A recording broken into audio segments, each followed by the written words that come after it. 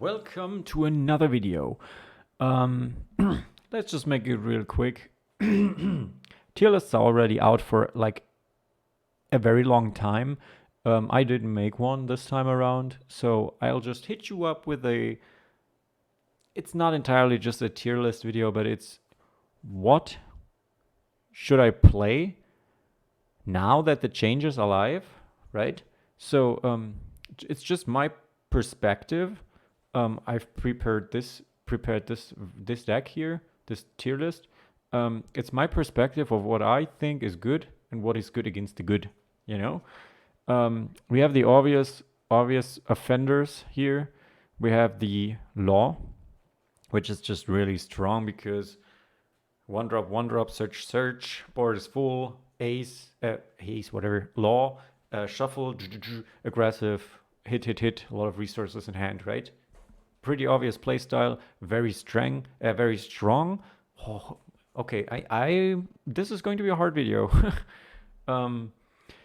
Very strong because it's very consistent, a lot of searching going on, a lot of hand size. It's just very reliable, while also forcing the opponent to have a specific playstyle against it. And usually, people cannot afford to build against Law because most of the decks are Zoro and Katakuri, right? It had been Whitebeard, now it's not going to be Whitebeard anymore, so there might be more Law, but I would think that people would just be playing, like the Whitebeard players, they've played stupid stuff. They didn't use their brain power at all, which is why they will not be going to be playing a difficult deck. They will just go and play Zoro. Pretty confident in that. So people will be playing a lot of Zoro, a lot of Katakuri. So preparing a deck that beats Law is really difficult because beating Law means often means that you're not going to be able to beat the big decks. That's literally the situation that we had all the time last set, where Whitebeard was going big and hard, and Zoro was going small and like lot. He just went wide and with many attacks, while Whitebeard went big bodies and high attacks. And the problem with the meta was that you couldn't really build a deck that beats both. You're either good at clearing board or you're good at clearing big guys. That's the thing, and it's basically the same that we have right here. Zoro is some kind of mid-rangey deck right now. I was expecting Zoro to go way faster than he actually does now. And I think the faster version is way better, but I'm not going to give any advice to Zoro because I don't want Zoro players to have any more help than they already do. But I personally think the changes that were made didn't really affect him too much. It just pushed him into a direction that isn't necessarily bad for him because he could put in the Vistas now, and you can put in some other stuff to like just be a little faster and control the board more. Like they playing Fire Fist 4 times now. So he just got better against the best deck. Which is like really good for Zoro, obviously. And he got a little faster, which also makes him good against yellow, which is also really good for Zoro. But in return, it's bad for Katakuri and it's bad for Law. But I still think that Law is better than those two because it's just so good at what it does, right? And Zoro still cannot deal, he cannot clear everything. Like there is still you only can play the ace, the Vista, and then the Fire Fist maybe, but it's going to cost you hand cards. Like you're going to pay for killing stuff, which is something that Red is not used to, right? So and then eventually Law will recover. You might slow him a little down, and then when he gets the engine going, like he will still steamroll you. So. For Zoro, overall, it was better because he's in a better spot now. For Whitebeard, the changes obviously killed him. The only play style you can still go with is Strawbeard, in my opinion. Strawbeard is really strong still. Like the only reason nobody played Strawbeard was because there weren't too many things that you could do against it. Like Black was really good against it, and because it could remove the big guys. My Sakazuki obviously was super good against the Whitebeard. Um, and then you had the Boatbeard. Like, Boatbeard countered Strawbeard so hard that nobody played Strawbeard anymore because the boat was just too strong. Now Boat is gone. He got his Searcher. So now you had the Whitebeard Pirates. I play 4 Whitebeards version. But since that is gone as well, why don't you just go back to playing Strawbeard? Like, it's super easy, super stupid, and it works, right? So Whitebeard's still really strong. Maybe even stronger than those. I don't even know. I think in a direct matchup, like, he's probably better than those, but I don't know how good he is against the actual meta decks. But I would think that the Whitebeard beats the Zoro and the Whitebeard struggles against the Law. So Filmkit should be really good. I think Filmkit is probably really good against it. So yeah, the Strawbeard version should be able to beat Zoro, but other than that, and he beats obviously the down, like Katakuri is super easy with Strawbeard.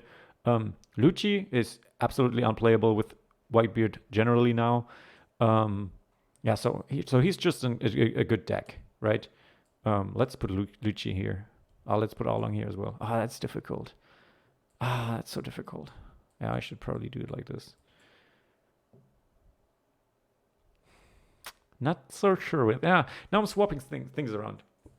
Needless to say. What I wanted to say,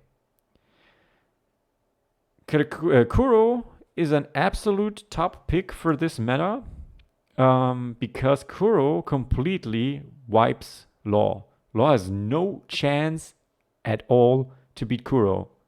No chance. Like, you need to low roll with Kuro so hard, draw none of your resting stuff. I have, by the way, I've actually changed the Kuro deck. I made it a little more reliable, made it a little better, like even better against those two by including some,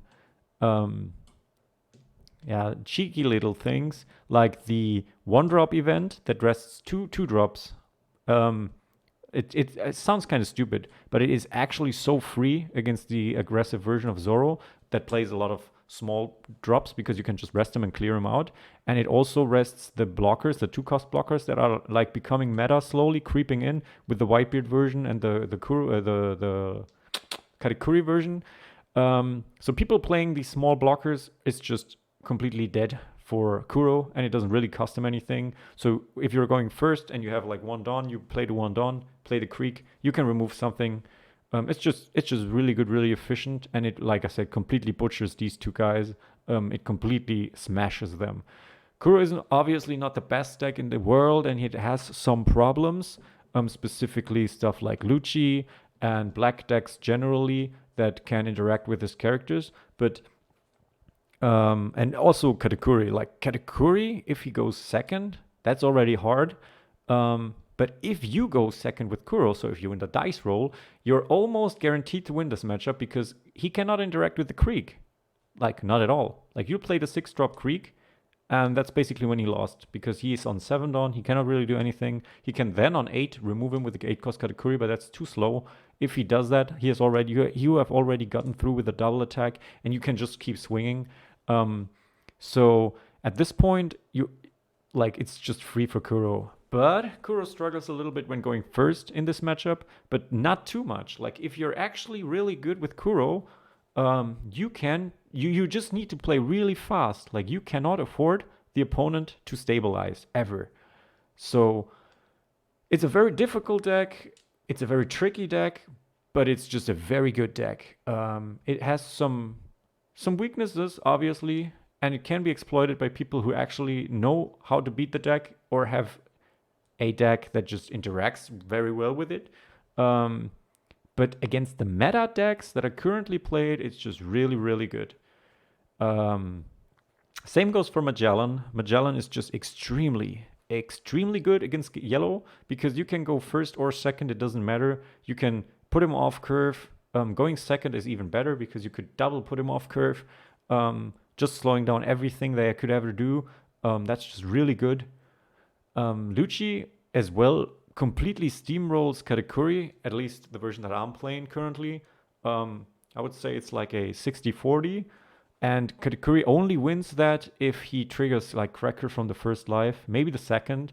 But if he doesn't do that, like if he's not lucky enough to have that in his first life, it's usually guaranteed win for Lucci. Um, Exception for that though is the Navy version. I have no idea how the Navy version wins against Katakuri because I think it's a little slow. But since Navy versions keep popping up in top 16, or even top two, whatever, it has to work somehow. So yeah, Lucci is just really good. Lucci is just really good.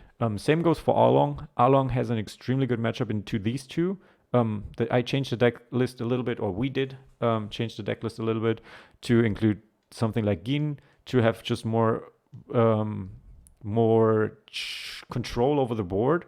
And yeah, other than that, he's just really fast. Like the thing that makes Katakuri so scary is if he triggers something nice and has a Cracker on the first turn.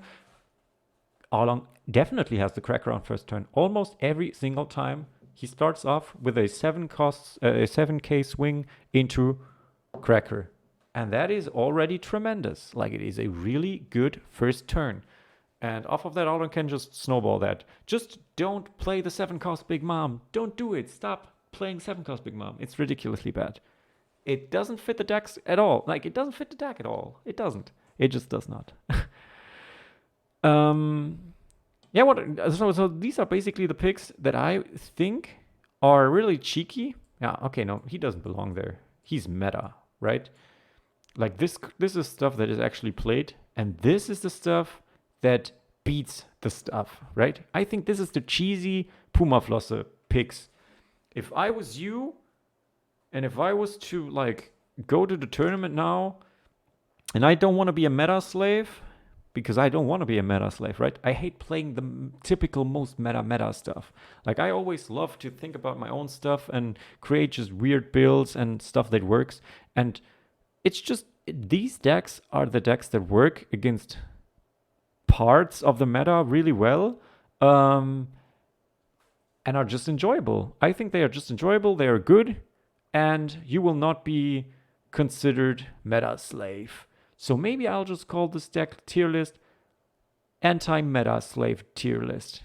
So if you want something a little bit more in depth, it's literally just me talking here a little bit and giving you some of my thoughts. Because I could easily do like I could go more in depth and put like every single leader into every single matchup, right?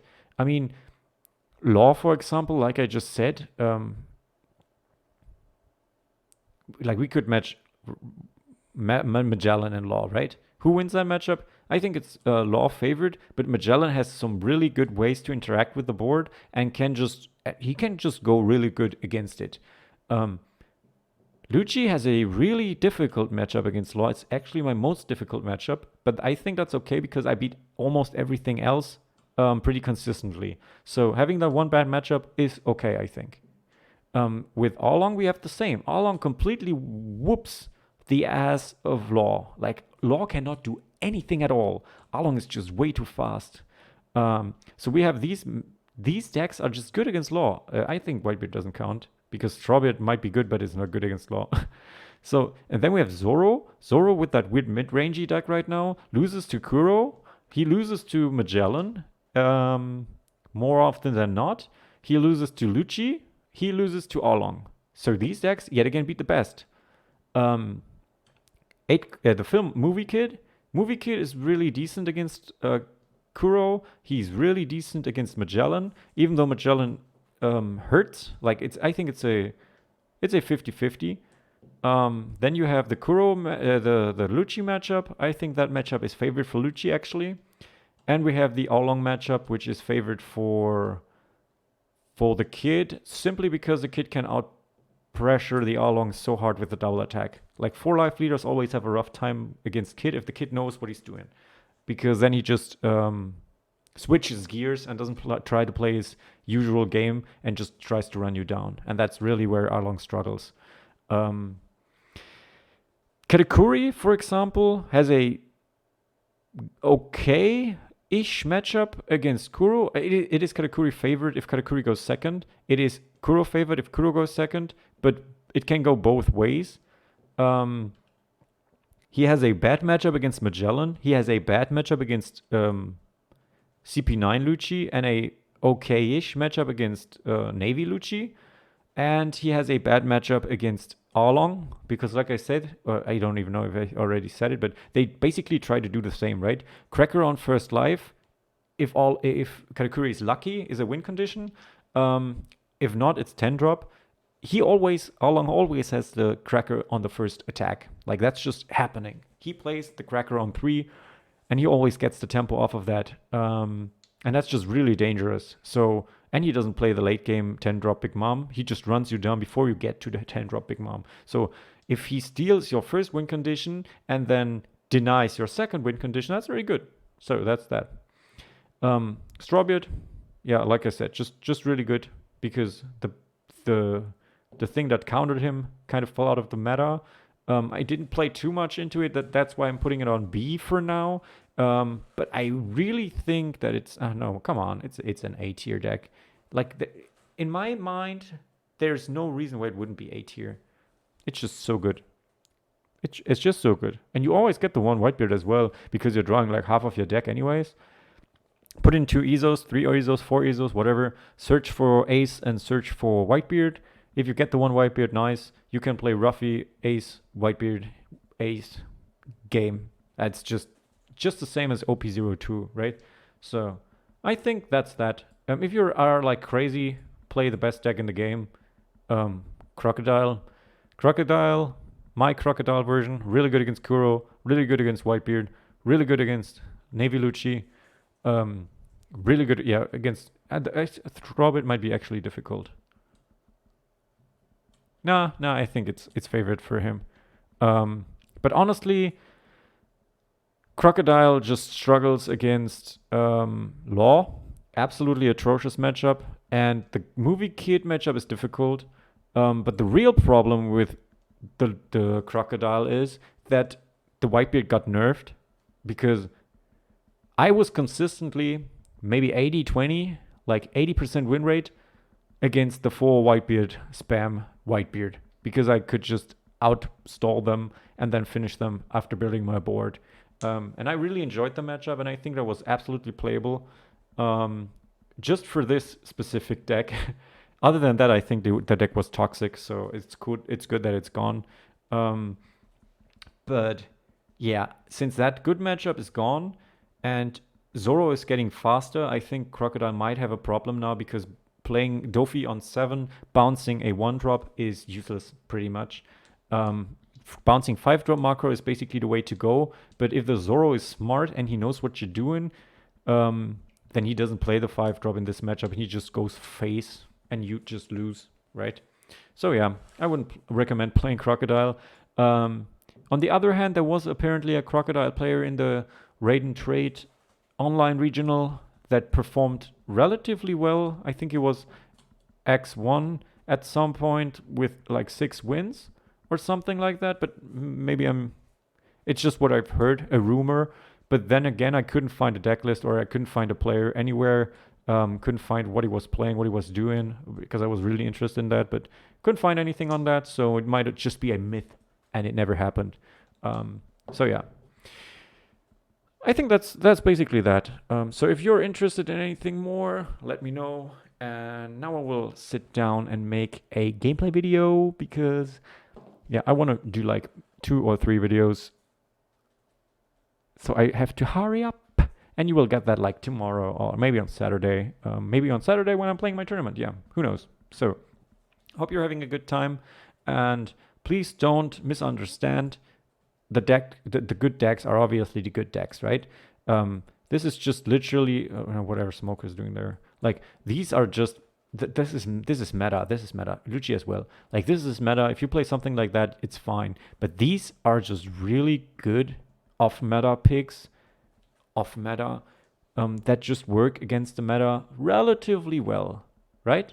So maybe you can find something that you want to try, want to play.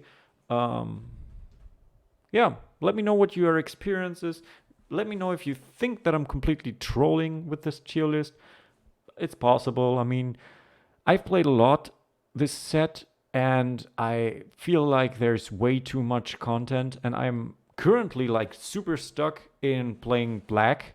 Um, so it might be that I'm not that my range of my mindset is like not enough currently.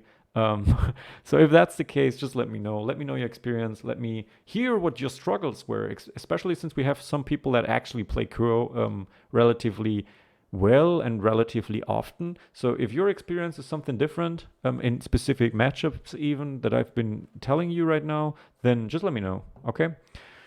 See you around.